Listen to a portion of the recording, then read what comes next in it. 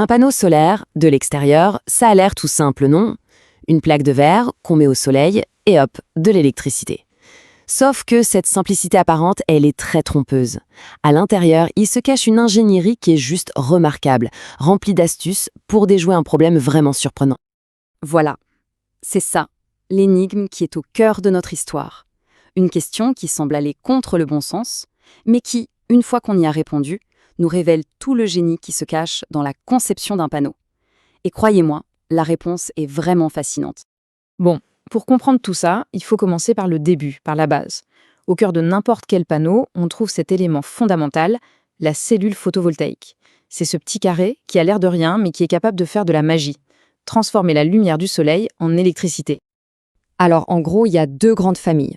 D'un côté, on a le monocristallin. Comme son nom l'indique, c'est fait à partir d'un seul, unique cristal de silicium. Le top du top en termes d'efficacité, mais forcément ça se paie. Et de l'autre côté, on a le polycristallin. Là, on fait fondre plein de petits cristaux ensemble.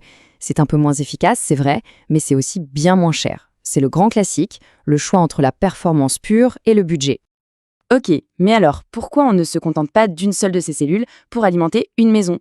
Pourquoi on s'embête à en assembler des dizaines? On va voir ça tout de suite, et la raison est très simple. Parce que voilà la réponse.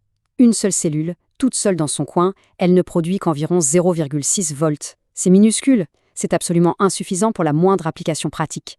On ne peut même pas espérer charger un téléphone avec ça. Et la solution, elle est aussi simple qu'elle est élégante. On les branche en série. C'est un peu le même principe que les pièces dans une télécommande. En les mettant bout à bout, la tension de chaque cellule vient s'ajouter aux autres. Et voilà le résultat. On connecte 36 de ces petites cellules en série, et paf, on passe de 0,6 volts à environ 22 volts. Là oui, on commence à avoir une tension qui est vraiment utilisable, avec laquelle on peut faire quelque chose. Mais attention, pour construire un module qui va durer, les fabricants ne se contentent pas de les souder ensemble au hasard. Non, ils doivent d'abord faire ce qu'on appelle un appairage, c'est-à-dire qu'ils regroupent les cellules qui ont des caractéristiques de courant quasi identiques. Et ça, c'est absolument crucial, parce que dans un circuit en série, c'est toujours la cellule la plus faible qui impose son rythme à toutes les autres. Maintenant, il faut bien comprendre une chose. Un panneau solaire, ça ne délivre pas une puissance constante, bien au contraire. Sa performance, elle varie énormément en fonction des conditions météo réelles. Regardons un peu ce qui se passe. Le courant, lui, mesuré en ampères, il est assez logique. Moins il y a de soleil, moins il y a de courant. Facile. Mais la tension, la tension, c'est une autre histoire. Son pire ennemi, c'est la chaleur. Et c'est là que ça devient un peu contre-intuitif. Plus il fait chaud, plus la tension du panneau chute. C'est un point vraiment essentiel à comprendre. Du coup, ce qu'il faut absolument retenir, c'est que la puissance d'un panneau, qui est pour rappel la multiplication de la tension et du courant, eh bien cette puissance, c'est une cible mouvante. Elle change, elle fluctue en permanence, et c'est ce qui nous amène tout droit à notre problème principal.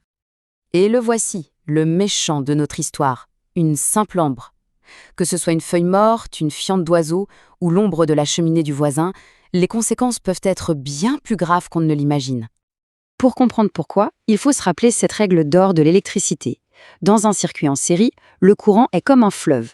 Il doit avoir exactement le même débit partout. Il ne peut pas y avoir plus de courant qui passe à un endroit qu'à un autre. C'est une loi physique. Et c'est là que le drame se produit. La cellule qui se retrouve à l'ombre, privée de lumière, elle ne peut plus produire autant de courant que ses voisines qui sont en plein soleil. Elle devient un barrage, un énorme goulot d'étranglement pour tout le circuit. Et c'est là qu'il se passe un retournement de situation incroyable. Les 35 autres cellules, elles, continuent de produire à plein régime. Elles vont donc littéralement forcer leur courant à passer à travers cette pauvre cellule ombragée. Résultat, elles cessent d'être un générateur d'énergie pour devenir un récepteur, un consommateur d'énergie. Toute cette énergie qui est forcée de passer, elle ne disparaît pas comme par magie. Elle se transforme en chaleur. Énormément de chaleur. La cellule dans l'ombre se met à chauffer, à surchauffer de manière intense, et c'est ce qu'on appelle un point chaud.